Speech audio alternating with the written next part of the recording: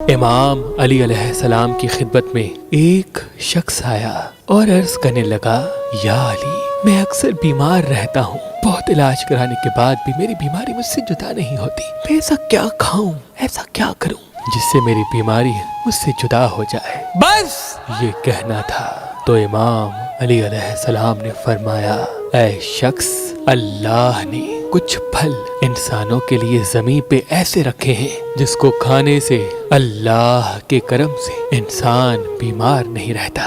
اس نے کہا، یا علی، وہ کون سے پھل ہیں؟ تو امام علی علیہ السلام نے فرمایا، ان پھلوں میں سے ایک پھل سیب ہے، تم کوشش کر کے روز صبح ایک سیب کھایا کرو، لیکن اس سیب کھانے سے پہلے اس پہ 27 مرتبہ اللہ کے رسول پہ درود پڑھ کے دم کیا کرو، اور جیسے ہی سیب کھا لو تو اس کے بعد یا شافیو یا حکیمو یا رحمانو یا اللہ 27 مرتبہ پڑھ کے دعا مانگا کرو۔ کچھ ہی دنوں میں تمہاری بیماری اختتام کو جائے گی اور تم اللہ کے کرم سے صحت مند ہو جاؤ گے، اور تم اللہ کے کرم سے انسان نے جو سب سے پہلے اپنے ہاتھ میں پتھر پہنا وہ فیروزہ ہے، کیونکہ اس پتھر کو رحمت کا پتھر کہتے ہیں۔ اللہ کے کرم سے فیروزہ پتھر پہننے کے بعد انسان کا ہاتھ تنگ نہیں ہوتا اور وہ اللہ کی رحمت کے قریب رہتا ہے۔ تو ابھی ہماری ویب سائٹ مہربانی.com پہ آئیں اور یہ پتھر حاصل کریں۔ آپ اپنا لکی پتھر